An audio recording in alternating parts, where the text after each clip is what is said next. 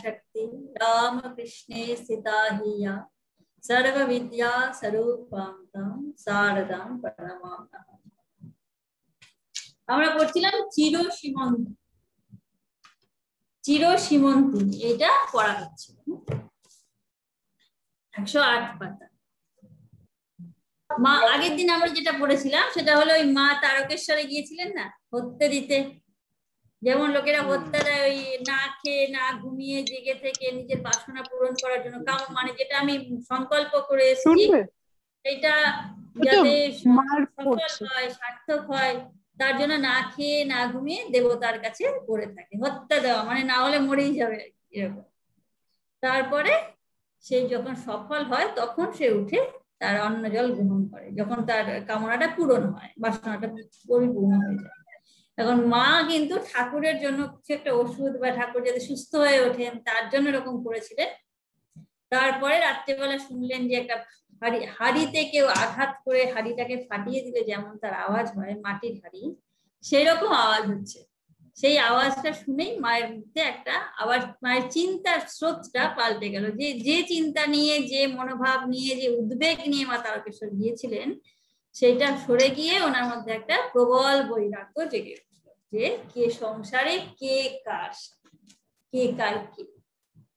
ফিরে এলে তখন ঠাকুরও সেই একই ভাবের কথা ওনাকে বললেন যে যা মানে আর আমিও স্বপ্ন দেখেছি হাতি সব খুঁজতে গেল ওষুধ, তখনই এসে যেই হাতি খুঁড়ে খুঁড়ে বার করতে যাচ্ছে সেই সময় আমার ঘুমটা ভেঙে গেল, বুড়ো গোপাল ডাক, মানে ওষুধটা পাওয়া গেল না, স্বপ্নে ওটা পাওয়া গেল। তারপরে মাকে বোঝাচ্ছে যে যা ভোগ আমাদের উপর দিয়ে হয়ে গেল, আমার উপর দিয়ে হয়ে গেল, তোমাদের আর কাউকে কষ্ট ভোগ করতে হবে না, জগতের কল্যাণের জন্য আমি ভোগ করে গেলাম। এইটা ঠাকুর মাকে বলছেন, মানে এরপরে জগতের সঙ্গে ওনার যে সম্পর্ক, যার জন্য উনি জগতে এসেছেন, জগতের পরম কল্যাণ, তার আধ্যাত্মিক কল্যাণ, তার সার্বিক জগৎ যাতে অনেক মানে ভক্তদের পক্ষে, ভালো মানুষের পক্ষে, শিষ্ট জনের পক্ষে যাতে জগৎটা একটু মানে বাসযোগ্য হয় তার জন্য ঠাকুর চেষ্টা করে গিয়েছেন। তারপর থেকে আমরা ক্রমে 1886 খ্রিস্টাব্দে শ্রাবণ মাস প্রায় শেষ হইয়া আসিল। নানা কথায় নানা ইঙ্গিতে শ্রী শ্রী ঠাকুর অন্তরঙ্গগণকে জানাইতে লাগিলেন যে তাহার নিত্যধামে প্রয়াণের কাল সমাগত, কিন্তু প্রিয়জনের বিচ্ছেদ চিন্তায় অপারগ ভক্তবৃন্দ বুঝিয়াও বুঝিতে চাহিলেন না। শ্রী ভগবানও সেই অতি বিষাদময় সত্যের আবরণ ক্ষণেকের জন্য উন্মোচিত করিয়াও পর মুহূর্তেই সকলকে মায়ায় ভুলাইয়া দিতে লাগিলেন। একদিন তিনি শ্রীমাকে ডাকিয়া আনিবার জন্য শ্রীযুক্ত ষষ্ঠীকে পাঠাইয়া বলিলেন যে তিনি খুব বুদ্ধিমতী, সুতরাং তিনি আসিলে ঠাকুরের তখনকার অবস্থা ঠিক ঠিক বুঝিতে পারিবেন। শ্রীমা উপস্থিত হইলে ঠাকুর বলিলেন, দেখো কেন জানি না আমার মনে সর্বদাই ব্রহ্মভাবের উদ্দীপনা হচ্ছে। জননী কি উত্তর দিবেন সে কঙ্কালসার দেহ দর্শনে ব্যথিত হৃদয়ে দুইটি প্রবোধ বাক্য বলিয়া মুখ ফিরাইয়া নীরবে অশ্রু বিসর্জন করিলেন। মনে মনে জানিলেন ব্রহ্মে লিয়মান এই মনকে আর টানিয়া রাখা যাইবে না। অর্থাৎ মা নিজে উপলব্ধি করলেন যে এবার কিন্তু ব্রহ্মে লীন হওয়ার সময় এসে গিয়েছে, আর ঠাকুর থাকবেন না। এই যে মায়ের জীবন আমরা যেটা পড়ছি, মানে একটা মানে বলে না উপনিষদের একটা মানে জীবন্ত উপনিষদ মায়ের জীবন, এত যে ওনার উপর দিয়ে ঝড়ঝাপটা গুলো যাচ্ছে একটার পর একটা, না কখনো একটা মানে সুস্থ সুন্দরভাবে একটা থাকা, আরামে থাকা বা নিশ্চিন্তে থাকা, এরকমও মার জীবনে খুব বেশি সময় ছিল না, খুব বড় একটা সময় মা বেশ নিশ্চিন্তে আরামে ছিলেন এরকম না। অথচ কোনো অবস্থাতেই মার যে অতীন্দ্রিয় জগতের সাথে একটা যোগ যে ছিল মায়ের, এটা কখনো না ছিন্ন হতো না। ছিন্ন হতো না বলে যে কোনো পরিস্থিতিতে উনি অবিচল থাকতে পারতেন, যেহেতু আরেকটা জগতের ওনার সন্ধান জানা ছিল। এমনিতে কি হয়, যেমন ধরুন কোনো মানুষ সে একা থাকা, যখন একটা মানুষ একা থাকে, একা থাকাটা তো একটু কষ্টকর, মানে কোনো মনের পক্ষে কোনো মানুষের মন সে একা থাকতে ভালোবাসে, কিন্তু সেই মানুষটাই যখন সে একা আছে, তার যদি কিছু হবি থাকে, সবাই হয়তো পড়তে খুব ভালোবাসে, হয়তো গান খুব ভালোবাসে, বা কিছু একটা করতে খুব ভালোবাসে, এইরকম যখন তার মানে মনটাকে একটা কিছু দিয়ে দেয় যে এটা নিয়ে তুমি আনন্দে থাকো, সেটার জন্য আর কিছু লাগে না, মানে অন্য আরেকটা পার্সন লাগছে, আরেকটা ব্যক্তিকে লাগছে, তুমি তোমার আরেকটা কিছু মানে একটা কিছু বিদ্যা তোমার জানা আছে যেটা নিয়ে, যেটার মধ্যে তুমি ডুবে থাকতে পারো, একটা কিছু ভাব, একটা কিছু বিদ্যা তোমার জানা ছিল, একেবারে লীন হয়ে থাকতে পারো। এইরকম যখন নেশার মতো, মানে যেমন নেশার যারা করে তারা যেমন সেটাতে একবারে বিশ্ব ব্রহ্মাণ্ড ভুলে থাকে, সেরকম যে মানুষের পড়ার নেশা খুব মানে হয়তো গল্পের বই খুব ভালোবাসে, বা গণিতজ্ঞরা যেমন ছিলেন, বা বিজ্ঞান খুব ভালোবাসে, কিছু একটা যে বিষয়ে যার যেটা ভালো লাগে সেটাতে সে একদম ডুবে যদি থাকতে পারে, তখন না বাইরের জগতে আরেকটা মানুষকে বিশেষ দরকার হয় না, বা বাইরের জগৎ থেকে খুব একটা আনন্দের জন্য, তোমার নিজের মনের আনন্দ সন্ধান করার জন্য আরেকটা কিছু বস্তুর দরকার, নিজেকে নিয়ে আনন্দে থাকা। এখন যখন যে ব্যক্তি ব্রহ্মের সন্ধান পেয়েছে, এই সচ্চিদানন্দের সন্ধান যে ব্যক্তি পেয়েছেন, তার মন না ওই ওরা যেমন একটা একটা বিদ্যার তোমাকে কিছু করতে গেলে সেটা মনটা অতটা আনন্দ সবসময় পাবে না, লীন হয়ে থাকতে পারে, কিন্তু আনন্দে ভরপুর হয়ে সবসময় থাকে না। যে ব্যক্তি এই ব্রহ্ম সন্ধান যে করেছে, যে পেয়েছে, তার মন সবসময় সচ্চিদানন্দ সাগরে ডুবেই আছে, মাঝে মাঝে উঠিয়ে সংসারের জাগতিক কাজগুলো করে। রাজা মহারাজ বলতেন না যে 4 আনা মন দিয়ে সংসারের সব কাজ, বাকি আর 12 আনা মন ঈশ্বরে ফেলে রেখে 4 আনা মন দিয়ে সংসারের কাজ করলে সব ভেসে যায়।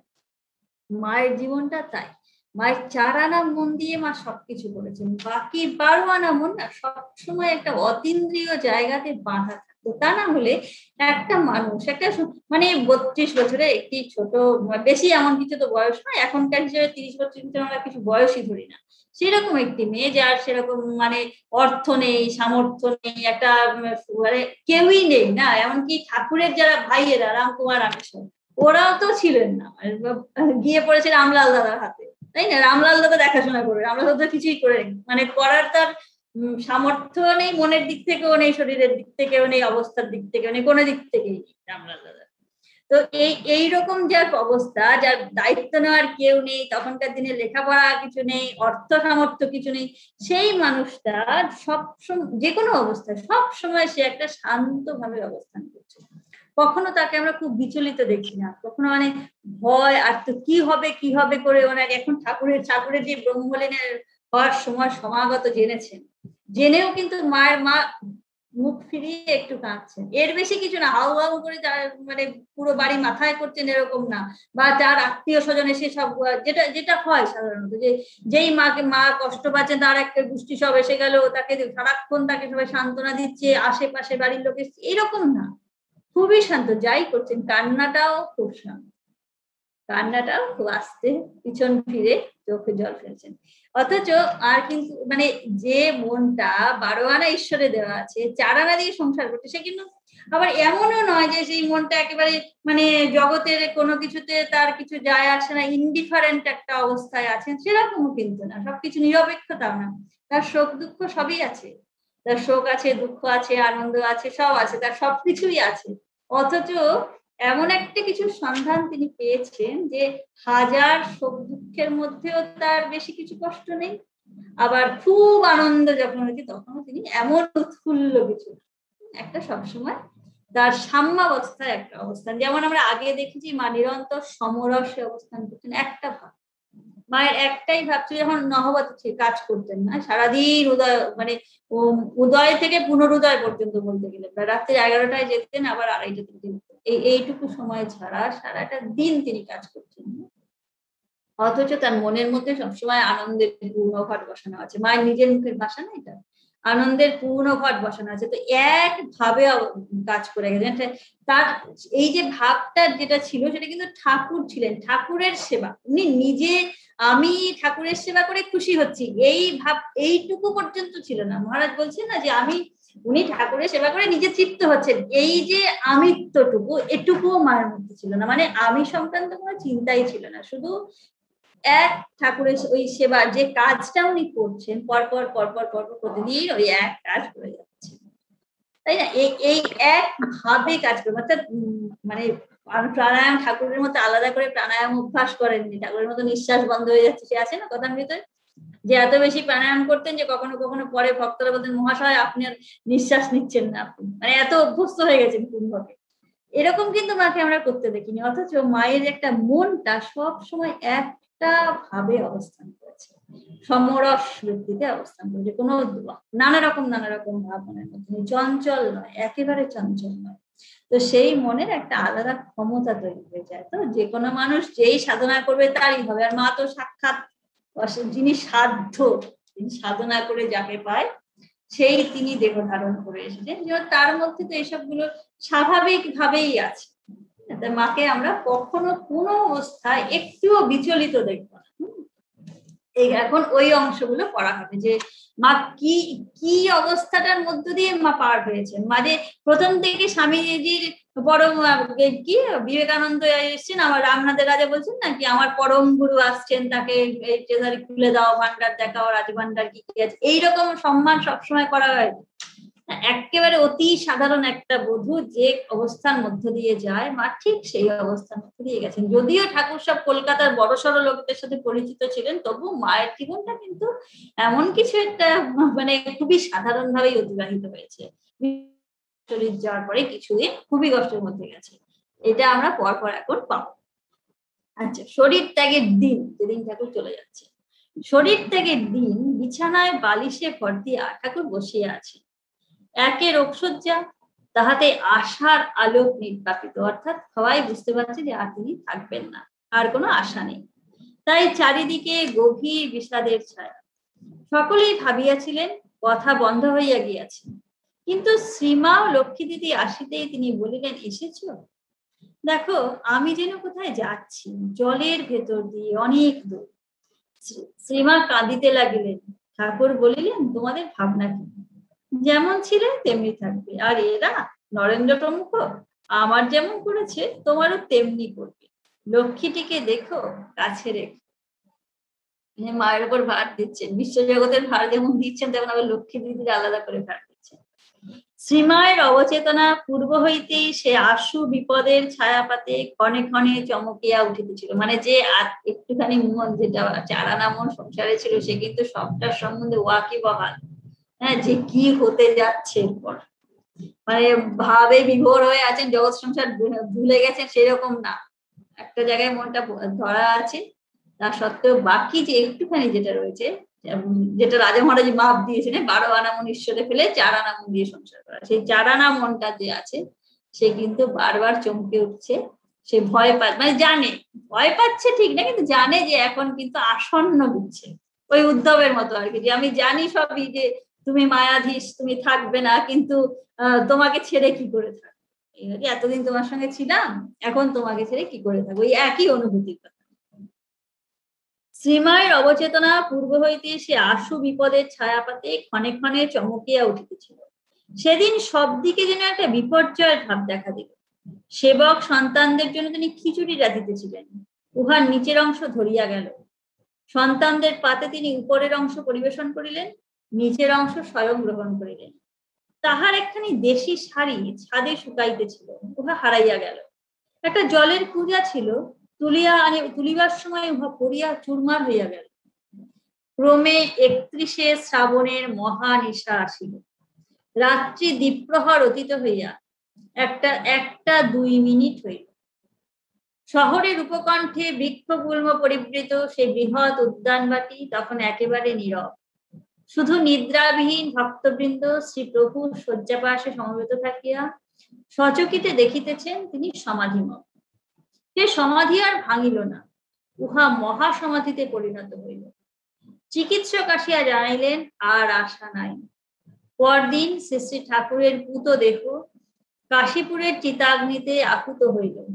চিতা নির্বাপিত হইলে পবিত্র ভস্মাস্ত্র একটি পাত্রে কাশীপুরের উদ্যানবাটিতে আনিয়া শ্রীরামকৃষ্ণের শয্যায় রাখা হইল। এটা যেহেতু মায়ের জীবনী, সেজন্য এইসব ঘটনাগুলো খুব বেশি বিস্তারিত ভাবে দেওয়া হয়নি। এখন আমরা মায়ের ওপরে পুরো আলোকটা, টর্চের আলো যেমন ফেলে, পুরো আলোকপাত মায়ের ওপরে, মার আচরণ কি ছিল, মায়ের জীবন এই ঘটনাগুলির দ্বারা কিভাবে প্রভাবিত হয়েছে। তো ঠাকুর চলে গেলেন 31শে শ্রাবণ মহানিশা। এগুলোর বর্ণনা তো সকলে জানাই আছে, লীলা প্রসঙ্গ অনেক সুন্দর করে এগুলো মানে কত রকম করে লেখা আছে না, কত দুঃখ। এরা কেউ জানতেনই না, নাকি স্বামীজি বলছেন আমরা জানতামই না যে এরকম এইরকম পুত দেহ যে সমাহিত করতে হয় পুরাতে নেই, এটা আমরা জানতাম না। ওরা তো ছোট ছিলেন তখন, বালক, তখনও পর্যন্ত এত সাধু জীবনের কি কি করণীয়, কি করতে হয় না হয় এত সব স্বামীজিরা জানতেন না, তখন ছোট ওরা। সেই স্বামীজি তারপরে এইখানে একটা আছে না খুব সুন্দর, যে যখন আগুন জ্বলছে ঠাকুরের ওখানে, তখন শশী মহারাজ কেঁদে উঠেছেন, ওগো ঠাকুরের খুব গরম লাগছে, আর ওই পাশে বসে হাওয়া করছেন। মানে এই এত ভালোবাসা, এতটা ভালোবাসা ছিল। সেইগুলো এখানে এইসব ঘটনাগুলোকে না দিয়ে মা যেহেতু আমরা মায়ের জীবন করছি, সেজন্য এখন মা কি করছেন এটা দেখতে হবে। ঠাকুর চলে গেলেন কাশীপুরের উদ্যানবাটিতে, ঠাকুরকে দাহ করা হলো, ঠাকুরের সংস্কার করা হলো দেহে, তারপরে তার পবিত্র ভস্মাস্তি নিয়ে কাশীপুর উদ্যানবাটিতে যেখানে ঠাকুর ছিলেন, শেষ যেখানে ছিলেন ঠাকুর, সেইখানে তারই শয্যার উপরে রাখা হলো। অর্থাৎ সেটা নিত্য পূজা করা হবে, যেমন করা হয় সাধক মহাপুরুষ ভগবান সাক্ষাৎ ভগবান হিসেবে ওনার এটা দেখেছে শিষ্য, ওরা ওদের গুরুর ভস্মাস্তি নিয়ে এসে তারই শয্যায় স্থাপন করে তার নিত্য পূজা করা, এটাই ওদের ইচ্ছা ছিল। তারপরে শ্রীমা দেহ হইতে একে একে অলঙ্কার উন্মোচন করিয়া পরিশেষে যখন সোনার বালা খুলিতে উদ্যত হইলেন, তখন অকস্মাৎ ঠাকুর গলরোগের পূর্বেকার মূর্তিতে আবির্ভূত হইয়া তার হাত চাপিয়া ধরিয়া বলিলেন, আমি কি মরেছি যে তুমি এই অস্থির জিনিস হাত থেকে খুলে ফেলছো? শ্রীমা আর বালা খুলিলেন না। বলরাম বাবু তাহার জন্য উহা শ্রীমাকে দিবার জন্য গোলাপ মার হাতে দিলে তিনি আতঙ্কে বলিয়া উঠলেন, বাপরে, এ সাদা থান কাপড় কে তার হাতে দিতে যাবে? পরে তিনি শ্রীমায়ের নিকটে গিয়া দেখেন তিনি নিজ হস্তে কাপড়গুলির পাড় ছিঁড়িয়া সরু করিয়া লইয়াছেন। তদবধি তিনি খুব সরু লাল পেরে কাপড় পরিতেন। ঠাকুরের নিত্যলীলার বিরাম নাই, চির সধবা শ্রীমায়েরও সত্যকার বিচ্ছেদ নাই। মায়ের যে বিপ্লব গুলো করেছেন না, সামাজিক বিপ্লব, এই ঘটনা কিন্তু খুব সাধারণ ঘটনা নয়। মা কিন্তু হিমালয় গিয়ে থাকছিলেন না, আর তখন এমন কিছু মা বিরাট নাম হয়ে গিয়েছিল, দেশ যশে পরিপূর্ণ, তিনি যা ইচ্ছা তাই করতে পারেন, সেরকম অবস্থায় মা ছিলেন না। একদম সাধারণ পাড়াগাঁয়ের একটা বুড়ি, অতি সাধারণ পাড়াগেয়ে বুড়ি। সেই তিনি এই যে সব কাণ্ডগুলো করেছেন, তখনকার সমাজে এগুলো তো চলতো।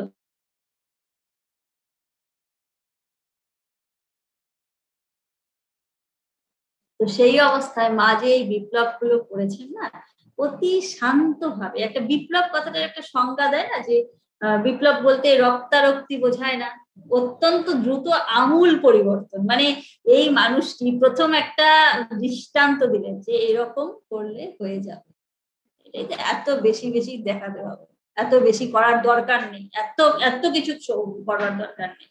যা আমাদের দেশে তখন ছিল, বিদ্যাসাগর মশাই কত পরিশ্রম করেছেন, মানে এত কষ্ট দিত, ছোট ছোট বাচ্চা মেয়েগুলোকে বিধবা হয়েছে, একেবারে তার একটা বুড়োর সাথে বিয়ে দেওয়া হলো, তারপরে 2 দিন পরে সে মারা গেল, তারপরে সারা জীবনে ছোট্ট বাচ্চা না, 5 বছর 4 বছর, কিছু জানেই না সে, তার কি কষ্টে তার জীবনটা কাটাতো, মানে প্রাণটা শুধু থাকতো, না থাকলে ভালো হতো, এইরকম অবস্থায় সে প্রাণটা ধারণ করতো। সেই রকম একটা সমাজের মধ্যে দাঁড়িয়ে, এটা এই 19th সেঞ্চুরির শেষের দিক, সেই সময় সেই সমাজে দাঁড়িয়ে মা এইরকম করেছেন এবং সেরকমই চালিয়েছেন। একবার করেছেন, পরের দিন আবার চেঞ্জ করতে গেছেন, পরিবর্তন করতে গেছেন, এরকম কিছু না, ওইটাই চালিয়েছেন, যেটা মায়ের করার সেটাই মা করেছেন। আমরা আগে দেখেছি না যে মা হেঁটে হেঁটে যাচ্ছেন, কার বউয়ের অসুখ হয়েছে, ঠাকুর যাও যাও গিয়ে দেখে এসো, হ্যাঁ হেঁটে যাবে না তুমি, গাড়ি পালকি, যাও হেঁটে যাও দেখে এসো, হেঁটে গিয়ে দেখে এসো, কলকাতার রাস্তা, মা জয়রামবাটির নেই, ভালো করে, তার মানে আর যেহেতু হেঁটে যাচ্ছেন মানে ভালো করে রাস্তাঘাটটা চেনাও আছে, মোটামুটি তো জানাই আছে নিশ্চয়ই রাস্তাঘাটটা, যাবে কি করে জানা, তাই না? ঠাকুর বলছেন তুমি যাও হেঁটে, গাড়ি পালকি, আমার বলরামের সংসার ভেসে যাচ্ছে, হেঁটে যাও, হেঁটে গিয়ে দেখে এসো। এখানেও দেখুন এই যে মা করছেন, কত মানে খুব সংক্ষেপে, কাউকে জিজ্ঞাসাবাদ করছেন না, কেউ প্রশ্নও তুললো না যে ঠাকুর যে কি সত্যি দর্শন দিয়েছেন কিনা, এ প্রশ্নও কিন্তু মাকে কেউ করেনি। যার জন্য বলে প্রথম যে মায়ের সাধক জীবন আছে না, মাকে আমরা সাধনা করতে দেখেছি, কিন্তু একদম যদিও তিনি সাক্ষাৎ সাধ্য, তারকেই লোকে উপাসনা করছে, তারই মানে তিনি স্বয়ং মহামায়া, তারই কৃপার জন্য সবাই উপাসনা করছে, সাধনা করছে, সব করছে। কিন্তু তবু তিনি যখন দেহ ধারণ করে এসেছেন, তিনিও অনেক সাধনা করেছেন। আর সেইটার এই ফলশ্রুতি আমরা যখন বাইরে দেখি, তার মন একটা অন্য জগতের, সেই রকম একজন মানুষ যে নিজে বিরাট হয়ে গিয়েছে, যে নিজে অনেক বড় হয়েছে, সেই তো সমাজকে পাল্টাতে পারে, তাকেই লোকে অনুসরণ করে, তাই না? তো সেই রকম একটা জায়গায় মা কিন্তু পৌঁছে গিয়েছিলেন, যার জন্য যারা তার আশপাশে ছিল, যদিও বিশ্বজগৎ সবাই তখন জানতো না, সারা বাংলা তাকে জেনে গেছে এরকম না, কিন্তু যারা তার আশপাশে ছিলেন, যারা তাকে জানতেন, তারা কিন্তু বুঝতেন যে ইনি যখন এই কাজটা করছেন, তখন এটা কোনো গর্হিত কাজ হতে পারে, আর তিনি যখন বলছেন এটা কখনো মিথ্যা হতে পারে। এই বিশ্বাসের ওপর তারা মানে একেবারে প্রত্যেকটি অন্তর এই বিশ্বাসে দৃঢ় প্রতিষ্ঠিত ছিল যে মা যা করেছেন এটাই ঠিক, মা যা বলেছেন, এই জায়গাতে মা পৌঁছেছিলেন, তবে তো এইসব করা সম্ভব হয়েছে। আর কত সুন্দর, মা বাপরে সাদা থান কে তার হাতে দিতে যাবে, পরে তিনি শ্রীমায়ের নিকটে গিয়া দেখেন তিনি নিজ হস্তে কাপড়গুলি পাড় ছিঁড়িয়া সরু করিয়া লইয়াছেন। এটা একটা সিম্বলের মতো, মানে করেছেন কিন্তু খুব সরু করে অল্প একটু রেখে দিয়েছেন, মানে যে কোনো কাজেরই খুব একটা সমাজের বিধি নিয়ম গুলোকে ধরে একবারে ভেঙে চুরে দিচ্ছেন, তার সবটাকে একটু মডিফাই করে নিচ্ছেন যে এইরকম হয়ে এইরকম থাকলে চলে যাবে, আর এর বেশি, এর থেকে বেশি বেশি কঠোরতার দরকার নেই, এরকম হলে হয়ে যাবে। যেটা আমাদের পরবর্তীকালে ধীরে ধীরে যেটা সমাজে হয়েছে আর কি, যে যত কিছু কুসংস্কার ছিল একেবারে কি দেশ থেকে চলে গেছে, তা চলে যায়নি, কিন্তু এগুলো অনেক সহজ হয়ে এসেছে, আগের মতো অত কঠোরতা থাকে। তৃতীয় দিন মধ্যাহ্নে শ্রী শ্রী ঠাকুরের পুতাস্থিপূর্ণ কলসির সম্মুখে ভোগ নিবেদিত হইল। এদিকে প্রবীণ ভক্তগণ স্থির করিলেন যে ঠাকুরের দেহত্যাগের পরে উদ্যানবাটি রাখার আর কোনো সার্থকতা নাই। মানে এগুলো যে সাধারণ জগতে যেরকম হয়, এখন মার যদি ইচ্ছা হতো, মা তো সাক্ষাৎ নয়, মার যদি ইচ্ছা হতো না, মা এই রামচন্দ্র দত্ত, গিরিশবাবু, বলরাম বাবু এদের মুক্তি সব অন্যরকম কথাও বার করতে পারতেন, কিন্তু বলরাম বাবু সেটাতে যোগ দেননি। যাই হোক, তো এই সব যে ঘটনাগুলো পরপর হয়েছে মায়ের ইচ্ছাতেই হয়েছে, তো সেই জন্য একটা খুব সাধারণ মানুষ যে সমস্ত সমস্যার মধ্য দিয়ে যায়, যেভাবে তার জগৎটা, তার চারপাশের জগৎ যেরকম ভাবে তার সাথে ব্যবহার করে, যে অবস্থার মধ্য দিয়ে তাকে যেতে হয়, প্রত্যেক মানুষকে, মায়ের জীবনটা তার থেকে কিছু আলাদা না। অন্য মানুষকে যেমন কষ্ট পেতে হয়, মাকেও ঠিক সেরকম যেরকম কষ্টগুলো পেতে হয়েছে, তবু তার মধ্যে কি করে অবিচল থাকা যায়, তার সন্ধান, সেই রহস্যের সন্ধান মায়ের জীবন থেকে করা, এটাই হলো মায়ের জীবনে তাৎপর্য। তারপর ঠাকুরের দেহত্যাগের পর উদ্যানবাটি রাখার আর কোনো সার্থকতা নাই। শ্রীযুক্ত নরেন্দ্রাদি যুবক ভক্তগণ অবশ্য ঠাকুরের অস্থি সংরক্ষণ এবং শ্রীমায়ের শোক হ্রাসের জন্য অন্তত আরো কিছুদিন বাড়িটি ধরিয়া রাখিতে চাহিলেন, কিন্তু অর্থ সামর্থ্য না থাকায় তাহাদের পক্ষে তখন প্রাচীনদের মতের বিরুদ্ধে কিছুই করা সম্ভব ছিল না। বয়স্কদের বিচারে স্থির হইল, বাড়ি ভাড়ার মেয়াদ ফুরাইয়া গেলে উহা ছাড়িয়া দেওয়া হইবে। অস্থি পূর্বে শ্রীযুক্ত রামচন্দ্র দত্ত মহাশয়ের ঠাকুর কাছিস্থ জগদ্দান নামে প্রসিদ্ধ ভূমিখণ্ডে সমাহিত হইবে এবং শ্রীমা অন্যত্র চলিয়া যাইবেন। কোথায় যাইবেন তার কোনো হিসাব নেই, অন্যত্র চলিয়া যাইবেন। যুবক ভক্তদের অনেকেই কিন্তু অত সহজে ছাড়িতে চাহিলেন না, কারণ ঠাকুরের সন্ন্যাসী ও গৃহস্থ ভক্ত সকলে মিলিত হইয়া প্রথমে পরামর্শ স্থির হইয়াছিল যে পূত ভাগীরথী তীরে একখণ্ড জমি ক্রয় করিয়া উক্ত তাম্র কলস তথায় যথানিয়মে সমাহিত করা হইবে, কিন্তু ঐরূপ করিতে বিস্তর অর্থের প্রয়োজন দেখিয়া এবং অন্য নানা কারণে ঠাকুরের গৃহী ভক্তগণের অনেকে কিছুদিন পরে পূর্বোক্ত সংকল্প পরিত্যাগ করিলেন। অর্থাৎ আগে ঠিক ছিল যে একটা নতুন জায়গা ক্রয় কিনে নিয়ে, জমি কিনে, যেহেতু ঠাকুরের গঙ্গাধারে থাকার ইচ্ছা ছিল, তো সেই মানে ওনার ইচ্ছা ছিল যেন ওনার পুতাস্থি এরকম সমাজ হয় গঙ্গার তীরে, সেটা ইচ্ছা ছিল ঠাকুরের। কিন্তু এরা ঠিক করলেন যে যেহেতু ওদের বেশি খরচা লাগছে, সেজন্য আরো নানা রকম অসুবিধা আছে, সেজন্য সব রামচন্দ্র দত্ত যে বাগান বাড়ি আছে জগন্নাথ, সেখানেই সব করে দেওয়া হোক, ওখানেই সমাহিত করে দেওয়া হোক। ঠাকুর কে চেয়েছিলেন এটার অত গুরুত্ব শেষ পর্যন্ত দিলেন না, অথচ সেই যাদের কিছুই ছিল না, কবরদক শূন্য, সেই ছোট ছেলেরা যারা পরে সন্ন্যাসী শিষ্য হয়ে, তারা চাইলেন যে যেমন কথা হয়েছিল ওরকম, ঠাকুর যা চেয়েছিলেন তাহাদিগের ওইরূপ মত পরিবর্তন ঠাকুরের সন্ন্যাসী ভক্তদের মনোভূত না হওয়ায় তাহারা পূর্বোক্ত তাম্র কলস হইতে অর্ধেকেরও উপর ভস্মাবশেষ অস্থি নিচয় বাহির করিয়া লইয়া ভিন্ন এক পাত্রে উহা রক্ষাপূর্বক তাহাদিগের শ্রদ্ধাস্পদ গুরুভ্রাতা বাগবাজার নিবাসী শ্রীযুক্ত বলরাম বসু বাবু মহাশয়ের ভবনে নিত্য পূজাদের জন্য প্রেরণ করিয়াছিলেন। পরে তাহারা প্রথমোক্ত তাম্র কলসটি কাকুরগাছিতে সমাহিত করিতে যথাসাধ্য সহায়তা করিয়াছিলেন। 23 আগস্ট 1886 খ্রিস্টাব্দ ভাদ্র মাসের জন্মাষ্টমী। এই দিনে জগদ্দানে ঠাকুরের পবিত্র যে ভস্মাস্থির কলসি সেটা সমাহিত করা হয়েছিল জন্মাষ্টমীর দিন।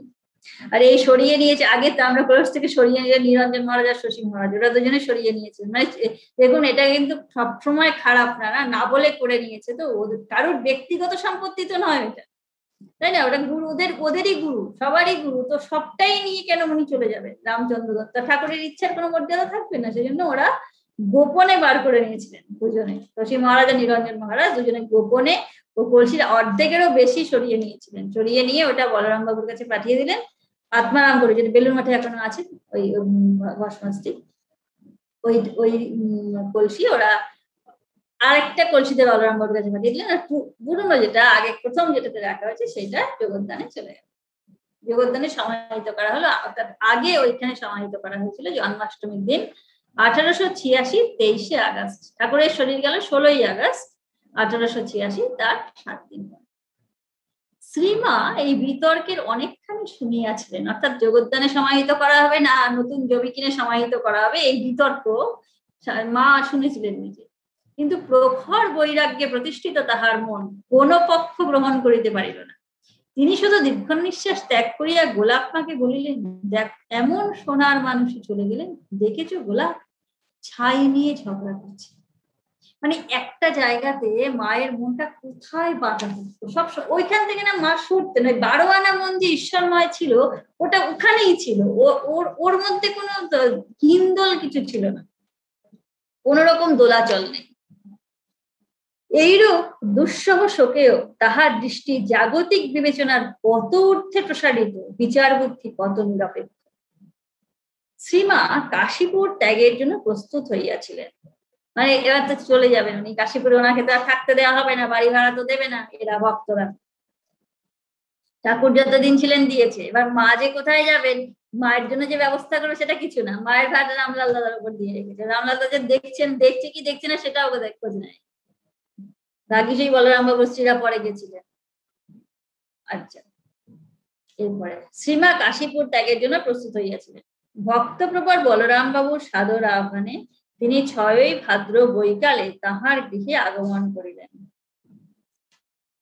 ঠাকুরের অদর্শন এবং নিজ নিঃসহায় অবস্থার কথা ভাবিয়া তিনি তখন অত্যন্ত কাতর হইয়া পড়িয়াছিলেন, ইহা সহজেই বুঝিতে পারা যায়। মানে মায়ের তখন মনে খুব কষ্ট, নিজে কোথায় যাবেন এটা ঠিক নেই, তো অসহায় হয়ে পড়েছে। মানে ঠাকুর চলে যায়, দেখুন রামলাল দাদা ওরা কিন্তু নিয়ে গেল না মাকে কিন্তু নিয়ে যায়নি ওরা, মায়ের ভাইয়েরাও না, মায়ের শ্বশুর বাড়ির এরাও না, বলরাম বাবু নিয়ে এসে নিজের কাছে রেখেছেন। আর তখন তো স্বামীজি বিশ্ববিখ্যাত হননি যে সবাই রামকৃষ্ণের পত্নী বলে স্বামীজির গুরু বলে এত সম্মান করছে, সেরকম না। সেরকম অবস্থায় মা এসে বলরাম বাবুর বাড়িতে থাকেন আশ্রিতের মতো, আশ্রিত যেমন থাকে সেরকম এসেছেন। কিন্তু বলরাম বাবু খুব ভালো, এইটাই বলরাম বাবু অত্যন্ত মহৎ ব্যক্তি, তো উনি গুরুর পত্নীকে সেই সম্মান দিয়েছেন। তারপরে ঠাকুর অনন্তর শ্রী ঠাকুরের শাশ্বত চিন্ময় বিগ্রহের সাক্ষাৎ পাইয়া এবং সন্তানগণের মুখে মা ডাক শুনিয়া তিনি কিঞ্চিত সান্ত্বনা পাইয়াছিলেন। মানে যতই ওনার কষ্ট থাক ঠাকুরের সাক্ষাৎ পেয়েছেন, মানে মনটা এমন একটা স্তরে ছিল যেখানে ঠাকুরের সাক্ষাৎ পাওয়া ওর পক্ষে সম্ভব হয়েছে। খুব চঞ্চল মনের পক্ষে যেটা সম্ভব না, মনটা অত্যন্ত শান্ত, যেখানে যতই ওনার মনে কষ্ট থাক যাই থাক, মনটা একটা গভীর প্রশান্তিতে ছিল, যাতে তার ওই অতীন্দ্রিয় জগতের সাথে যোগাযোগ স্থাপনে কোন রকম অসুবিধা হয়। আর তাছাড়া ছিল এরা মা ডাকতেন তো শিষ্যরা, সেইটাতে মা একটু আশ্বস্ত হয়েছে, মানে তার কেউ নেই তা না, এরা আছে। কিন্তু সেই দুর্বিষহ বিরহ তো সহজে ভুলিবার নহে। প্রতি মুহূর্তে প্রতি কার্যে প্রতি চিন্তায় শ্রীমায়ের কেবলই মনে পড়িতেছিল যে ঠাকুরের প্রকট বিগ্রহ আর নাই। ঠিক ওই উদ্ধব গীতায় যেটা আছে না, যে উনি জানেন সবই, বোঝেন সবই উদ্ধব, যে তুমি থাকবে না, তাও জানি তুমি মায়াধীশ, তাও জানি তুমি পৃথিবীতে জন্ম নিয়েছো পৃথিবীর ভার হরণ করার জন্য, সবই আমি জানি। কিছু জানি না তা না, তুমি চলে যাবে এটাও আমি বুঝতে পারছি, যদুকুল ধ্বংস করে তুমি চলে যাবে তাও বুঝতে পারছি, কিন্তু তোমাকে ছেড়ে থাকতে পারছি না। আবার বলছে না তুমি ভেবো না যে আমি মায়ায় পড়েছি, তা না, মায়ায় পড়িনি, আমি জানি, আমি আমারও অনুভব আছে, উপলব্ধি আছে, কিন্তু এই তোমার সাথে সারাক্ষণ খেয়েছি, ঘুমিয়েছি, ভ্রমণ করেছি, বসেছি, তোমার ব্যবহার করা জিনিস আমরা ব্যবহার করেছি, সারাক্ষণ তোমাকে দেখেছি, তুমি ভাই বলে তোমাকে দেখেছি, এখন তো হঠাৎ করে তুমি চলে যাবে, তোমাকে ছেড়ে থাকতে হবে, এই দুঃখ আমি কি করে সহ্য করবো, তোমাকে ছেড়ে থাকতে পারছি না। মায়েরও তাই, দুর্বিষহ বিরহ তো সহজে ভুলিবার নয়। প্রতি মুহূর্তে, প্রতি কার্যে, প্রতি চিন্তায় শ্রীমায়ের কেবলই মনে পড়িতেছিল যে ঠাকুরের প্রকট বিগ্রহ আর নাই, ইহা ভক্তদেরও অবিদিত ছিল না। অতএব যুগে যুগে ভগবান বিবিধ রূপ ধারণ পূর্বক যে বিভিন্ন ক্ষেত্রকে তীর্থে পরিণত করিয়াছেন এবং যে সকল স্থলে স্বীয় অবিস্মরণীয় স্মৃতি চিরাঙ্কিত করিয়া গিয়াছেন, তথায় তাহার নিত্যাবির্ভাবে নিদর্শন পাইলে ব্যক্তিগত বিচ্ছেদ দুঃখের অনেকটা লাঘব হইতে পারে এবং ঠাকুরের ব্যক্ত লীলার সহিত ঘনিষ্ঠভাবে জড়িত স্থানগুলি হইতে কিছুদিন দূরে সরিয়া থাকিলে সেই দুর্জয় শোকেরও কিঞ্চিত উপশম হইতে পারে ইত্যাদি কথা বিবেচনা করিয়া তাহারা শ্রী শ্রী মাতা ঠাকুরানীকে তীর্থ দর্শনে পাঠাইতে মনস্থ করিলেন। তদনুসারে বলরাম ভবনে 8 দিন থাকিয়া শ্রীমা 15 ভাদ্র শ্রী বৃন্দাবন দর্শনে যাত্রা করিলেন। সঙ্গে চলিলেন শ্রীযুক্ত গোলাপমা, লক্ষ্মী দিদি, মাস্টার মহাশয়ের স্ত্রী, পূজনীয় যোগীন মহারাজ, কালী মহারাজ, লাটু মহারাজ, এটা ছেলেদের নিয়ে, লক্ষ্মী দিদিকে নিয়ে মা বৃন্দাবনে যাচ্ছে, তীর্থাদি দর্শন করতে যাচ্ছে, যাতে একটু শোকটা কমে। ঠাকুর যেখানে যেখানে ঠাকুরের ওইসব স্থানগুলো দেখে আরো বেশি মায়ের মনে পড়ে, তো সারাক্ষণ সেই জন্য ওখান থেকে একটু সরিয়ে কোনো তীর্থস্থানে গিয়ে মার যাতে শোকটা কমে, তার জন্য বলরাম বাবু ব্যবস্থা করছেন, বলরাম বাবু মাস্টার মশাই বিশেষ করে। পথে তাহারা দেওঘরে নামিয়া বৈদ্যনাথ দর্শন আনতে পরের গাড়িতে কাশীধামে চলিলেন। এখানে 8-10 দিন অবস্থান পূর্বক তাহারা প্রাণ ভরিয়া বিশ্বনাথ, অন্নপূর্ণা, অন্যান্য প্রসিদ্ধ দেবদেবীকে দর্শন করিলেন। শ্রীমা বেণীমাধবের ধ্বজায় আরোহণ করিয়া বিশ্বনাথের সুবর্ণপুরী দেখিলেন।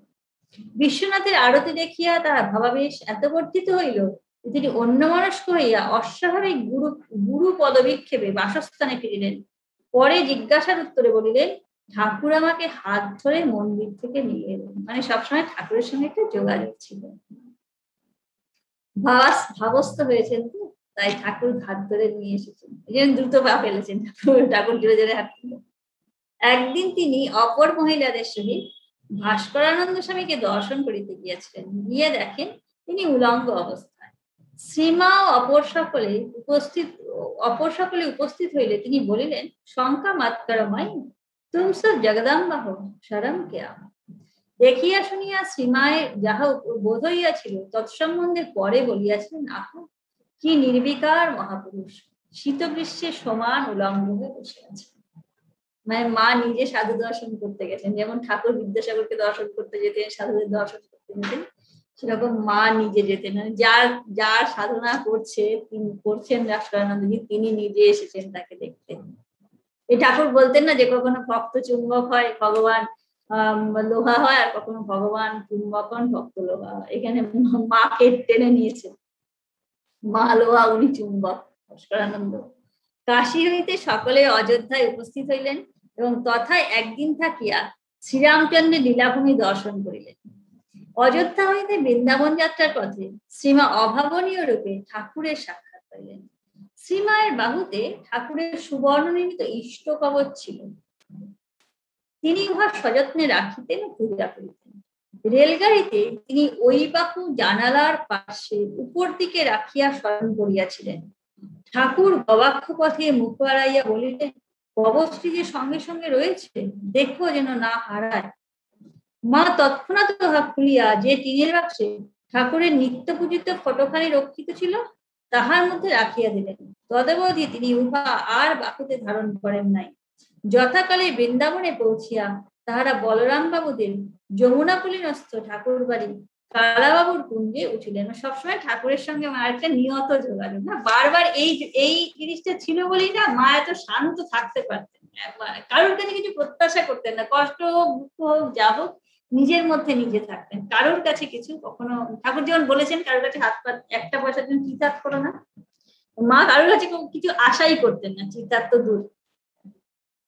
তখন ভাদ্র মাস সমাপ্ত প্রায়, বর্ষা শেষে বৃন্দাবনের বনরাজি অপূর্ব শ্রী ধারণ করিয়াছে। বৃক্ষে বৃক্ষে শ্যামল শোভা, সমস্ত ভূমি নবোদ্গত তৃণাদিতে আচ্ছাদিত, বাতাসে বিবিধ কুসুমের মনোহর সুবাস, দিকে দিকে ময়ূরের কেকা ও গাভীর হাম্পারক, নিঃশঙ্ক মৃগসমূহ পথপাশে সস্পাহার করিতে করিতে অকস্মাৎ মনুষ্য পদশব্দে উৎপন্ন হইয়া দ্রুত পলাইতেছে, মানে একটা সুন্দর প্রাকৃতিক বর্ণনা। তখন মা যখন বৃন্দাবনে গেলে সে সময় বৃন্দাবনটা কিরকম ছিল, ভাদ্র মাসের বৃন্দাবন, বর্ষার বৃন্দাবন, খুব খুব অনেকটা দৃষ্টিনন্দন একটা পরিবেশ। আর পূর্ণ সলীলা কালিন্দী কলকলনাদে চঞ্চল গতিতে আপন মনে চলিয়াছে। যমুনার এক নাম কালিন্দী। সেই বৃন্দাবনের শোভা, সেই নিকুঞ্জ কানন, সেই শ্রীরাধিকার বিরহাশ্রুসিক্ত ধূলিকণা, সেই ব্রজগোপীর সতৃষ্ণ দৃষ্টি নিস্নাত ব্রজভূমি সবই রহিয়াছে। সর্বত্রই ব্রজরাজের স্মৃতি জাজ্জল্যমান থাকিয়া প্রাণে তাহা দর্শন লালসা জাগাইতেছে, কিন্তু নাই তিনি। বৃন্দাবনে আসিয়া বিরহ বিধুরা শ্রীমায়ের মনে হাহাকার উঠিল। ইহার পূর্বে তিনি শ্রীরামকৃষ্ণের অন্তত 3 বার চাক্ষুষ প্রত্যক্ষ লাভ করিয়াছেন, কিন্তু চিরবাঞ্ছিত যিনি, যাহার শ্রীচরণে মন প্রাণের প্রতিসূত্র দৃঢ়সংবদ্ধ, তাহার নিয়ত প্রত্যক্ষের অভাব প্রতি মুহূর্তে মর্মকে মথিত করিয়া প্রশ্ন জাগাইতে লাগিল, কোথায় তিনি। বৃন্দাবনে আসিয়া শ্রীমা অবিরাম চোখের জলে ভাসিতে লাগিল, আর সে অশ্রুর সহিত যোগ দিল শ্রীমতী যোগিনমার নয়নবারে। যোগিনমা তো ছিলেন না, যোগিনমা ঠাকুরের দেহত্যাগের পূর্বে বৃন্দাবনে আসিয়াছিলেন। অধুনা শ্রীমা তাহাকে দেখিয়াই শোকাবেগে যোগেন গো বলিয়া বুকে জড়াইয়া কাঁদিতে লাগিলেন। অশ্রুভারাক্রান্ত মাতা ঠাকুরানীকে পাইয়া এবং অপরদের মুখে সমস্ত শুনিয়া যোগিনমারও নয়ন জল অবিরল ধারায় প্রবাহিত হইল। অবশেষে শ্রীরামকৃষ্ণ এক রাত্রে দেখা দিয়া বলিলেন, হ্যাঁ তোমরা তো কাঁদছো কেন? এই তো আমি রয়েছি, গেছি কোথায়? এই যেমন এ ঘর আর ও ঘর। ইহার পরে শ্রীমায়ের উদ্বেলিত শোকসিন্ধু কথঞ্চিত শান্ত হইয়াছে, কিন্তু শ্রীরামকৃষ্ণের অদর্শনজনিত বিরহ এখন হইতে অন্যভাবে আত্মপ্রকাশ করিতে লাগিল। শ্রীমদ ভাগবতের গোপী গীতায় উল্লিখিত আছে যে রাসভূমি হইতে শ্রীকৃষ্ণকে সহসা অন্তর্হিত দেখিয়া গোপীরা বিহ্বল চিত্তে তাহাকে অন্বেষণ করিতে লাগিলেন, কিন্তু উহাতে বিফল মনোরথ হইয়া বিরহজনিত তন্ময়তার ফলে আপনাদিগকে শ্রীকৃষ্ণ মনে করিয়া তাহার সুখ লীলাবিলাসের অনুকরণ করিতে থাকিলেন। শ্রীমায়েরও দেহ মনে এই সময় অনুরূপ তন্ময়তা প্রকাশ পাইয়াছিল। মানে এখন আছে না, একটু আগে যে বললাম, আমরা সারাক্ষণ মায়ের ঠাকুরকে মনে পড়ছে, মানে সর্বত্র ব্রজরাজের স্মৃতি আছে, কিন্তু যিনি ব্রজরাজ তিনি নেই, তাকে দেখার ইচ্ছা হয় সবসময়। তার লীলাক্ষেত্রগুলো তুমি দেখছো সামনে, বৃন্দাবনে যখন কেউ যায় চারিদিকে শ্রীকৃষ্ণের লীলাক্ষেত্র, কিন্তু তিনি তো নেই, সেজন্য তখন ওই জন্য ওইসব জায়গাগুলো তীর্থ না, ওইখানে গেলে তাকে বেশি মনে পড়ে। ওইখানে গেলে শ্রীকৃষ্ণের স্মৃতি বারবার মনে পড়বে, তার লীলাক্ষেত্রগুলো দেখলে তার কাহিনীগুলো মনে পড়বে, তাই তিনি কেমন ছিলেন তার বর্ণনা মনে পড়ে, তখন তাকে দেখার একটা ইচ্ছা হয়। বারবার বারবার মানুষ যেটা আন্দোলন করবে সেটা তো তার প্রত্যক্ষ হয়ে আসে, মানে কল্পনাতে হলেও সামনে একটা কিছু একটা রূপ আসে। সেইরকমই এখন মা যখন বৃন্দাবনে গেছেন তখন সদ্য ঠাকুরের শরীর চলে গেছে, তো সেই জন্য বারবার যা কিছু দেখছেন, যেমন বৃন্দাবনে গেলে ব্রজরাজকে মনে পড়ে, সেই জন্য মা যা কিছু দেখছেন ঠাকুরকে তো ভুলতে পারছেন না, সবসময় ওনার কথা, মা ঠাকুরের কথাই সবসময় মনে পড়ছে। তারপরে যোগেন মাকে দেখে মানে মায়ের ভিতরে যে কষ্টটা, যোগেন মাকে খুব ভালোবাসতেন, তো যোগেন মাও মাকে খুব ভালোবাসতেন, সেই জন্য যোগেন মাকে এতক্ষণ কিন্তু মাকে আমরা এরকম করতে একবারও দেখলাম না। যখন যোগেন মার সাথে দেখা হলো তখন জড়িয়ে ধরে যোগেন গো বলে কাঁদলেন।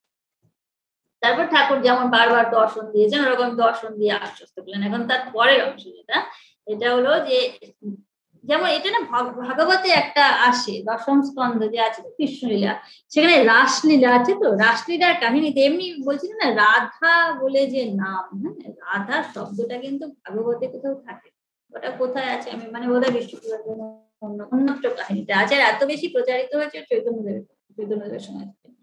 তারপর যে মূল যে ভাগবতে যে আছে সেখানে একজন গোপিনীর কথা আছে, যিনি মানে শ্রীকৃষ্ণের প্রতি খুব বেশি যার টান ছিল। ওকে রাসমণ্ডলীতে যখন সবার সঙ্গে উনি ছিলেন, তো মানে যত গোপী তত কৃষ্ণ, এটা তো রাসমণ্ডলীর বিশেষত্ব, মানে যত জীবাত্মা তত, যত ভক্ত তত ভগবান, এরকম এইটাই মূল তাৎপর্য।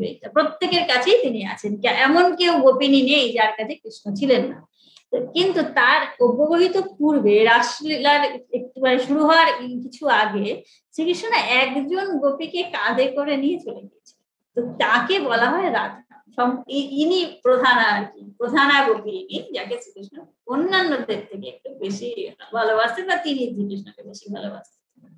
তো এইরকম যে কাহিনী আছে। তো তার যখন উনি চলে গেলেন, তো কাঁধে ওনাকে কাঁধে নিয়ে এরকম আছে, স্কন্ধে নিয়ে বা কোপরে নিয়ে উনি অন্তরিত হলেন শ্রীকৃষ্ণ একজনকে। তো বাকি যারা রইলেন তারা তো মাধবকে খুঁজে বেড়াচ্ছে, কোথায় তিনি বলে।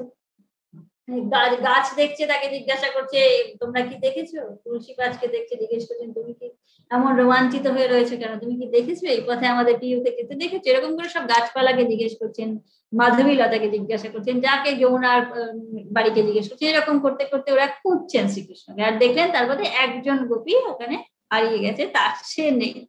তারপরে ওরা একটা পদচিহ্ন আবিষ্কার করলো যে বোধহয় ওকে স্কন্ধে করে নিয়ে গেছে, তার জন্য এখানে একজনের পায়ের চিহ্ন পাওয়া যাচ্ছে। তারপরে যখন আবার কিছু দূর গিয়ে দেখলাম যে গোপীরা, যে তখন সেই যাকে ওরা ভেবেছেন যে নিয়ে গেছেন, রাধা আর কি, আমাদের রাধা, তো সেই রাধা উনিও একটা গাছের তলায় বসে আছে, শ্রীকৃষ্ণ নেই, শ্রীকৃষ্ণ একাই অন্তর্হিত হয়েছেন। তখন এরা এই রাধা এবং অন্যান্য যারা গোপীরা, রাধার নামটা ভাগবতে নেই কিন্তু তিনি, আমরা তাকে রাধা, তো সেই প্রধানা যিনি গোপিনী আর বাকি যারা, ওরা সবাই মিলে তখন শ্রীকৃষ্ণের লীলা খেলা প্রথম থেকে, উনি পুতনা বধ করেছেন সেই সময় থেকে যত লীলা করেছেন, যত অসুর দলন করেছেন, সেই সবগুলো ওরা নিজেদের উপর আরোপ করে অভিনয় করছিলেন। মানে শ্রীকৃষ্ণময় হয়ে, ওর লীলা ছাড়া ওদের আর কিছু চিন্তা নেই, শ্রীকৃষ্ণ ছাড়া ওদের আর কিছু ভাবনা নেই, আর কিছু চিন্তা নেই, সেই ভাব নিয়ে ওরা ওখানে অভিনয় করছিলেন। তো করতে করতে এমন ওদের হয়ে গেল যে শ্রীকৃষ্ণকে নিজের মধ্যে আরোপ করেছে, তো এমনই সেটা বেশি তীব্র আরোপ হলো যে ওরা নিজেদেরকে ঠিক ঠিক কৃষ্ণ ভাবতে শুরু করলেন। কৃষ্ণ অবিরহ জনিত, ওরাও তো কৃষ্ণকে খুঁজছিলেন, কৃষ্ণ তো নেই, অন্তরিত হয়েছেন, মানে লুকিয়ে পড়েছেন কোথাও, দেখা যাচ্ছে না। সেই শ্রীকৃষ্ণ অন্তর্হিত হলে ওরা যেমন করেছে, খুঁজতে প্রথমে সন্ধান করছেন, অনুসন্ধান করছেন, খুঁজতে শুরু করেছেন, তারপরে সেই খোঁজার থেকে ওদের যে পরিবর্তনটা হলো, শ্রীকৃষ্ণ লীলা অনুধান করতে করতে নিজেদেরকে শ্রীকৃষ্ণ ভাবছেন। মায়েরও সেরকম হলো, এতক্ষণ যেমন আমরা মাকে দেখলাম ঠাকুরের ভাব, মানে ঠাকুরের বিরহ এক মা আর সহ্য করতে পারছেন না, মা কাঁদছেন, এত কাঁদছেন যে ঠাকুর দর্শন দিচ্ছে, দিয়ে বললেন যে এত কাঁদছো কেন, আর কোথায় আর গেছি, এই তো আমি পাশে রয়েছি এই ঘরের উপর।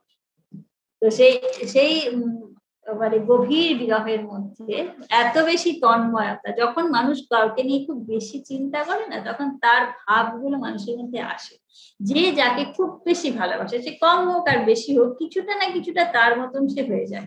এখন যে মায়ের তো শুদ্ধ অন্তঃকরণ, মায়ের অন্তঃকরণ অন্য কোনো ভাব নেই, তো যে ঠাকুর যখন ঠাকুরের চিন্তা যখন করতেন, তখন পরিপূর্ণভাবে ঠাকুরই মায়ের মন জুড়ে বসেছেন, আর দ্বিতীয় কিছু সেখানে নেই।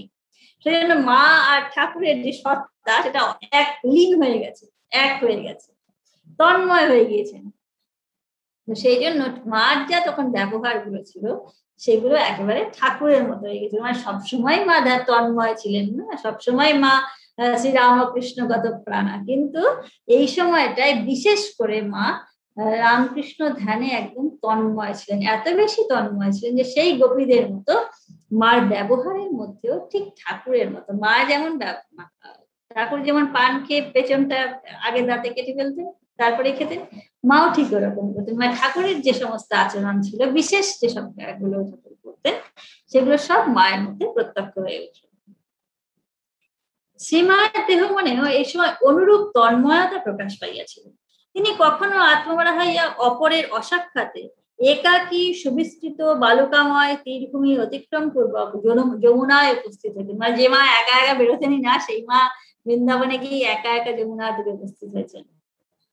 পরে সঙ্গী ও সঙ্গীরা তাহাকে অনুসন্ধান করিয়া ফিরাইয়া আনিতেন। কিছুটা মায়ের তো পূর্ব ভাবও জেগে না, মা তো সাক্ষাৎ রাধা।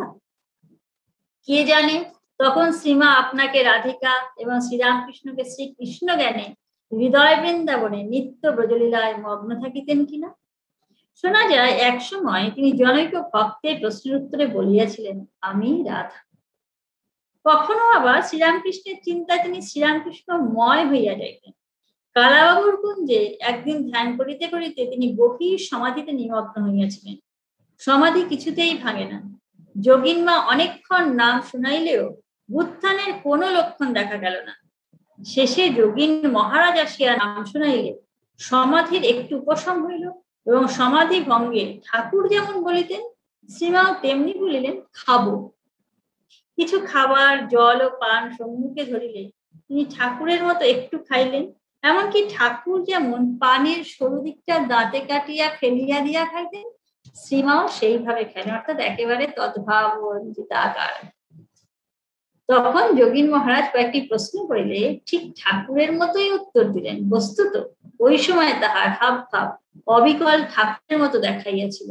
সাধারণ ভূমিতে নামিয়া তিনি নিজেও বলিয়াছিলেন যে তাহাতে ঠাকুরের আবেশ হইয়াছিল। অর্থাৎ একই দেহে ঠাকুর আর মায়ের দেহে ঠাকুরের পূর্ণ প্রকাশ ছিল। পরেও তাই ছিল, ঠাকুর মায়ের দেহ অবলম্বন করে ঠাকুর সব কাজ করেছেন। স্বামীজির দেহ অবলম্বনেও ঠাকুরই কাজ করেছেন, তাই না? ঠাকুরের শক্তি পূর্ণভাবে স্বামীজির মধ্যে প্রকাশিত হয়েছে। নিজে বলতেন না, আমি ভয়েস উইদাউট এ ফর্ম, স্বামীজির কথাটা। ঠাকুর ওকে স্পর্শ করেছিলেন শরীর যাওয়ার কিছুদিন আগে, অল্প কদিন আগে, যে দু একদিন ওকে স্পর্শ করে দিলেন যে আমি, তারপরে একটা শক্তি স্বামীজি অনুভব করলেন যে একটা কিছু শক্তি ওর মধ্যে প্রবেশ করলো। ঠাকুর বলছেন, আজ তোকে সব দিয়ে আমি ফকির হলো, তুই এই শক্তির দ্বারা জগতের অনেক কাজ করবি। আমরা যে স্বামীজিকে দেখেছি আসলে ঠাকুরেরই শক্তি কিন্তু একটা অন্য রূপ নিয়েছে। যেমন পরে নিবেদিতাকে আমরা দেখেছি, যে বলতে পারে যে স্বামীজির শক্তি নিবেদিতার মধ্যে এসেছে, তাই না? যে স্বামীকে ওর মাথায় হাত দিয়ে শক্তি সঞ্চার করলেন। তো আমরা এটাও বলতে পারি যে নিবেদিতা তো, যে নিবেদিতাকে আমরা পরে দেখেছি, শ্রীরাম ঠাকুরের থেকে স্বামীজিতে এসে, স্বামীজির থেকে নিবেদিতা এসে, সেই স্বামীজিরই শক্তি বা ঠাকুরের শক্তি আর একটা প্রকাশ, আরেকটা দেহভেদ, আরেকটা প্রকাশ। এই একই শক্তি বারবার প্রকাশিত হয়েছে। এখন শ্রীমায়ের মধ্যেও ঠাকুরের শক্তি প্রকাশিত হয়েছে। ঠাকুর আর মা আলাদা নয়, ওটা আরেকটা ব্যাপার। ঠাকুর আর মাকে কিন্তু আলাদা বলা যাবে না। ঠাকুরের শক্তি, মায়ের শক্তি আলাদা কিছু না। ঠাকুর আর মা একদম মানে অচ্ছেদ্য, অভিন্ন। বিরহ বিদগ্ধা শ্রীমায়ের সবখানি হৃদয় এই কালে শ্রীরামকৃষ্ণ কেন্দ্রীভূত হইয়া বাস্তব জীবনে এক অপরিসীম বৈরাগ্য আনিয়া দেওয়ায় জাগতিক ব্যাপারের সহিত তাহার যেন কোনো সুনিয়ন্ত্রিত সম্বন্ধ ছিল না। মানে এখন ঠাকুরের সত্য শরীর গিয়েছে, তো এখন এত মায়ের তীব্র বৈরাগ্য যে অন্য কোনো জাগতিক বিষয়ের প্রতি সম্পূর্ণ উদাসীন, যে এইরকম একজন মানুষ তিনি চলে গেলেন, এখন আর আমার বেঁচে থেকে কিছু নেই, আমার কিছু লাগবে না, এরকম একটা মানুষের প্রথম হয়। তো সেই খুব স্বাভাবিক একটা মানুষের যেসব প্রতিক্রিয়া হয়, একজন সদ্য তার প্রিয়জন চলে গেলে সেই মানুষটির যে প্রতিক্রিয়া হবে মায়ের আচরণের মধ্যে, তার থেকে বেশি কিছু ব্যতিক্রম নেই, অথচ তার মনটা একটা আলাদা রাজ্যে সবসময়। সেই সমাধির, গভীর সমাধিতে তিনি মগ্ন হয়ে যাচ্ছেন, আবার যখন বাইরে উঠে আসছেন তার কিছু কিছু আচরণের মধ্যে অতি সাধারণ ব্যবহার আমরা দেখতে পাচ্ছি। ওই জন্য না মাকে মানে একটু লুকিয়ে থাকতেন। মাকে দেখে কোনো সময় চেনা যাবে না। সমাধি ওই একদিন সবাই ভক্তরা দেখে, যেরকম হয়তো আরো কত হয়েছে, কিন্তু প্রকাশ্যে জনসমক্ষে মায়ের খুব বেশি আমরা দেখি না। অন্য কিছু ঠাকুর যেমন বারবার সমাধিস্থ হচ্ছেন, সকলে বসে বসে দেখছে, মাকে ওই রকম আমরা দেখতে পাই না। মাকে আমরা মা বলেই দেখি, একটা সাধারণ গৃহবধূর যে আচরণ, যে জীবনযাত্রা, সেটাই মায়ের মধ্যে আমরা বেশিরভাগ দেখেছি। আর এখন যে জীবনটা আমরা দেখছি এটাও কিন্তু বাধ্যত তাই, যে তার স্বামী মারা গেছেন, তার খুব দুঃখ হয়েছে, খুব কষ্ট হয়েছে, আত্মীয় স্বজন বিশেষ কেউ নেই, কেউ আসছে না, তার যে ভক্ত শিষ্যরা যারা আছেন তারাই ব্যবস্থা করে তাকে তীর্থ দর্শন করাচ্ছেন। এই হচ্ছে আসল ব্যাপার, এইটুকু। ঠিক আছে, বাকি যা সেটা মায়ের বিশেষ, এইটুকু তো সাধারণ মানুষের জীবনের মতো। বিশেষ যেটা সেটা হলো এই অবস্থার মধ্যেও মা মুহুর্মুহু সে গভীর ভাবে তন্ময় হয়ে যাচ্ছেন, সাক্ষাৎ ঠাকুরের বারবার দর্শন পাচ্ছেন আর সমাধিস্থ হয়ে যাচ্ছেন। যে মন এত বড় আঘাত পেয়েছে, সেটাকে স্থির করার জন্য বৃন্দাবনে নিয়েছে, শোক দূর করার জন্য, সেই মন কিন্তু সমাধিস্থ হয়ে যাচ্ছে। অর্থাৎ সমাধিস্থ হয়ে যাওয়া মানে সেই মনের মধ্যে অন্য কিচ্ছু নেই, মনটা একেবারে সম্পূর্ণ শূন্য যদি হয়ে যায়, তবেই তো সে সমাধিস্থ হতে পারে, যার কোনো রকম চিন্তা ভাবনা কিছু নেই, কোনো আবরণ নেই যে মনের উপরে। যার যে মন একেবারে নিস্তরঙ্গ, একেবারে শান্ত, তার পক্ষে কিন্তু সমাধিস্থ হওয়া সম্ভব। সেই স্থানে, সেই জায়গায় মায়ের মন মুহুর্মুহু চলে যাচ্ছে, সেইখানে মা সকল হচ্ছে স্বতন্ত্র। বিরহ বিদুগ্ধা মায়ের শ্রীমায়ের সবখানি হৃদয় বিকালে শ্রীরামকৃষ্ণ কেন্দ্রীভূত হইয়া বাস্তব জীবনে অপরিসীম বৈরাগ্য আনিয়া দেওয়া।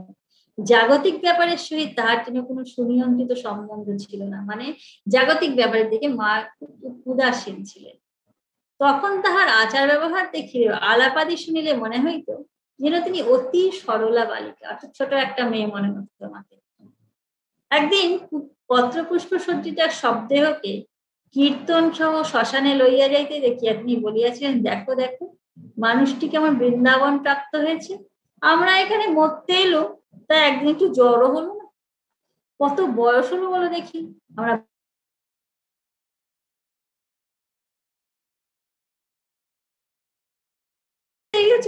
বাপকে আবার কেনা দেখে। মানে সহজ জীবন না, যোগীনমা থাকতেন বলে না, মার ঠাকুরের যেমন মনটা নামিয়ে রাখতেন, যোগীনমা মায়ের মনকে একটা সবসময় সরস ভাবে রাখতেন। খুব মা তো নিজে যাবক ছিলেন, তো মা ভালোবাসতেন খুব যোগীনমাকে। শ্রীমা বৃন্দাবনে প্রায় 1 বছর বাস করেন। 1 বছর বলরাম বাবু মায়ের সবকিছু করেছেন, কিন্তু হ্যাঁ, অন্য কেউ আসেনি, কোনো আত্মীয় স্বজন কুটুম্ব কোথাও কেউ ছিল না, শুদ্ধ বলরাম বাবু 1 বছর ধরে ওনার সেবা করেছেন বৃন্দাবনে, যাতে মায়ের মনের কষ্ট একটু লাঘব হয়, এছাড়া আর কিছু ওনার ছিল না। মাস্টার মহাশয়ের স্ত্রী 1 মাস পরে প্রবল ম্যালেরিয়ায় আক্রান্ত হইয়া পূজনীয় কালী মহারাজের সহিত কলিকাতায় ফিরিয়া আসেন। লাটু মহারাজও 5-6 মাস পরে রামবাবুর বাড়ির কোনো দুর্ঘটনার সংবাদ পাইয়া কলকাতায় আসেন। দীর্ঘকাল তীর্থবাসের পর মায়ের মন অনেকটা স্বাভাবিক ভূমিতে নামিয়া আসিল। তিনি প্রথমে যেমন দুঃসহ বিয়োগ বেদনায় তাপিত হইয়াছিলেন, পরে ঠাকুর তাহাকে তেমনি আনন্দে ভরপুর করিয়া রাখিয়াছিলেন, অর্থাৎ সবসময় ঠাকুরের ভাবে বিভোর ছিলেন, তো সেজন্য আনন্দ ছাড়া দুঃখ আর প্রবেশের পথই ছিল না। তিনি নিত্য ঘুরিয়া ঘুরিয়া নানা মন্দিরে বিগ্রহ দর্শন করিতেন এবং কিয়ৎকাল তথায় বসিয়া ধ্যান জপ করিতেন। সেই সকল সময় তিনি নিশ্চয়ই বহু অতীন্দ্রিয় দর্শন পাইয়াছিলেন, কিন্তু তাহা প্রকাশ করেন না। যেটা বলছিলেন, মানে মায়ের মন ওই অবস্থায় যখন থাকে তখন তার অতীন্দ্রিয় ভাবে পরিপূর্ণ থাকে সেই মন, তাই না? কিন্তু বাইরে কেউ জানছে না, কেউ জানতে, ওই অতীন্দ্রিয় ভাবে নিয়ত প্রকাশ হয়েছে বলে মা এত সর্বাবস্থায় অবিচল থাকতে পেরেছেন। মানে আরেকটা জগতের সন্ধান মায়ের জানা ছিল, মা পেয়ে গিয়েছেন। এমনিতে মা আরেকটা জগতের অধীশ্বরী, কিন্তু বাস্তব জীবনে, সাধারণ জীবনে যদি আমরা দেখি, যদি কেউ এরকম একটা সাধনার জীবন যাপন করে, তার মন আরেকটা জগতের সন্ধান যখন পেয়ে যাবে, তখন এখানে দৈনন্দিন জীবনে যত কষ্টই পাক না কেন, তার নিজের আনন্দের ক্ষেত্রে একটা জায়গা কিছু থাকে যেখানে সে নিজে আনন্দে ধর্মময় হয়ে যেতে পারে, নিজের আনন্দে নিজের ভাবে সে ডুবে থাকতে পারে। সেইভাবে মা ডুবে থাকে। এটা আমাদের জন্য করা হচ্ছে, তো আমাদের জন্য লীলা করছেন মা। যে একটা সাধারণ মানুষ, সেও যদি একটু এই অন্য কিছু ভাব তার মধ্যে, শুধু জাগতিক ভাব ছাড়া, শুধু বৈষয়িক ব্যাপার ছাড়া, শুধু সাংসারিক ব্যাপার ছাড়া অন্য কোথাও যদি তার মনে একটু বাধা থাকে, আরেকটা ভাব যদি তার মনে থাকে, তাহলে কিন্তু তার মনে একটা আলাদা আনন্দে আরেকটা পৃথক জগতের সন্ধান সে পায়, অতীন্দ্রিয় জগতের সন্ধান পেয়ে সেই আনন্দে বিভোর থাকতে পারে। সেই সকল কিন্তু তারা প্রকাশ করেন না। একদিনের ঘটনা শুধু শ্রীযুক্তা যোগীন মাকে বলিয়াছিলেন। সেদিন রাধারমণের মন্দিরে যাইয়া তিনি দেখিয়াছিলেন যেন ভক্তবর শ্রীযুক্ত নবগোপাল বাবুর স্ত্রী বিগ্রহের পাশে দাঁড়াইয়া তাহাকে পূজন করিতেছেন। গিয়ে ফিরিয়া তিনি বলিয়াছিলেন, যোগেন, নবগোপালের পরিবার বড় শুদ্ধ, আমি এইরকম দেখলাম। যোগিনমা ছাড়া আর কাউকে বলেননি, যোগিনমাকে বলেছেন নবগোপালের পরিবার বড় শুদ্ধ, মানে এইরকম বারবারই তার কিছু কিছু দর্শন হতো। এই জগৎটা ছাড়া, প্রতিদিনের দুঃখ শোক ছাড়া আরো কিছু আমরা অনুভব করতে পারি, আরো কিছু উপলব্ধি হতে পারে, সেই সন্ধান মা জানতেন, সেই চাবিটা মায়ের হাতে ছিল। ইহারই কোনো এক সময় মা সদল বলে বৃন্দাবন পরিক্রমা করিয়াছিলেন। ইহাতে তাহাদের পক্ষাধিক সময় লাগিয়েছিল, মানে 15 দিন ধরে বৃন্দাবন হেঁটে হেঁটে পরিক্রমা করেছেন। পরিক্রমার কালে মনে হইতো যেন তিনি মনোযোগ সহকারে ব্রজের পথ ঘাট নিরীক্ষণ করিতেছেন। কোথাও বা তিনি হঠাৎ দাঁড়াইয়া বলিতেন, জিজ্ঞাসা করিলে বলিতেন, না চলো। সঙ্গিনী যোগিনমা প্রভৃতি স্পষ্টই বোধ হইত তিনি জনে ভাব মুখে চলিয়াছেন এবং দর্শনাদিও হইতেছি, সুতরাং সবিশেষ জানিবার বাসনা জাগিত। কিন্তু মা ওই কৌতূহলের উত্তরে শুধু একই কথা বলিতেন, না চলো। বৃন্দাবনে ঠাকুর শ্রীমায়ের দ্বারা তাহার একটি অসমাপ্ত কার্য করাইয়াছিলেন। মায়ের জীবনের এক নতুন অধ্যায়ের সূত্রপাত হইয়াছিল। তিনি মাকে একদিন দর্শন দিয়া বলিলেন, তুমি যোগেনকে এই মন্ত্র দাও। প্রথম দিনে মা উহা মাথার খেয়াল ভাবিয়া চুপ করিয়া রহিলেন। লজ্জাও হইল, সকলে বলবে মা এরই মধ্যে শিষ্য করতে লাগলেন। দ্বিতীয় দিনে অনুরূপ আদেশ পাইয়াও গ্রাহ্য করিলেন না। তৃতীয় দিনে তিনি ঠাকুরকে বলিলেন, আমি তার সঙ্গে কথা পর্যন্ত কই না, কি করে মন্ত্র দিই? ঠাকুর পরামর্শ দিলেন, তুমি মেয়ে যোগেনকে বলো, সে থাকবে। তিনি কি মন্ত্র দিতে হইবে তাহাও বলিয়া দিলেন। অনন্তর শ্রীমা যোগিনমার দ্বারা যোগীন মহারাজকে জিজ্ঞাসা করাইলেন, তাহার মন্ত্র দীক্ষা হইয়াছে কি? তিনি উত্তর দিলেন, না মা, বিশেষ কোনো ইষ্টমন্ত্র ঠাকুর আমায় দেন নাই, আমি নিজের রুচি মতো একটি নাম জপ। যোগীন মহারাজ ইহাও জানাইলেন যে তিনিও ঠাকুরের নিকট মন্ত্র গ্রহণের আদেশ পাইয়াছেন, কিন্তু লজ্জায় বলিতে পারেন নাই। অবশেষে মা তাহাকে মন্ত্র দিতে সম্মত হইলেন। দীক্ষার দিনে ঠাকুরের ছবি ও দেহাবশেষের কৌটা সম্মুখে রাখিয়া পূজা করিতে করিতে শ্রীমায়ের ভাবাবেশ হইল। তখন তিনি যোগীন মহারাজকে ডাকাইয়া বসিতে বলিলেন এবং ওই ভাবাবস্থাতেই মন্ত্র দিলেন। মন্ত্র এত জোরে বলিয়াছিলেন যে পাশের ঘর হইতে যোগীন মা শুনিতে পাইয়াছিলেন। যোগীন মহারাজই মায়ের প্রথম মন্ত্র শিষ্য। আজকে এইটা মায়ের জীবন, এরপরে আমরা আরো সুন্দর মায়ের একক জীবন শুরু হলো। এতদিন পর্যন্ত ঠাকুরের সঙ্গে থাকছিলেন, ঠাকুর ছিলেন, এখন মা একা কি কাজ করেন, ঠাকুরের শক্তি মায়ের মধ্যে দিয়ে কি কি কাজ করেছিল সেগুলো আমরা এখন দেখব। ঠাকুরের সম্পূর্ণ শক্তির মা আধার ছিলেন, তো ঠাকুর তো সবকিছু মাকে দিয়ে দিয়েছিলেন। সেই আধার মায়ের দেহ অবলম্বন করে যে বিশেষ শক্তি এসেছিল পৃথিবীতে, সে মায়ের দেহ অবলম্বন করে এবার কি কাজ করেছেন সেগুলো পরে পরে আমরা আজকে এটা ওম জননীম শারদাম দেবী রামকৃষ্ণম জগদ্গুরুম পাদ পদ্মে তয় শুদ্ধি প্রণমামি।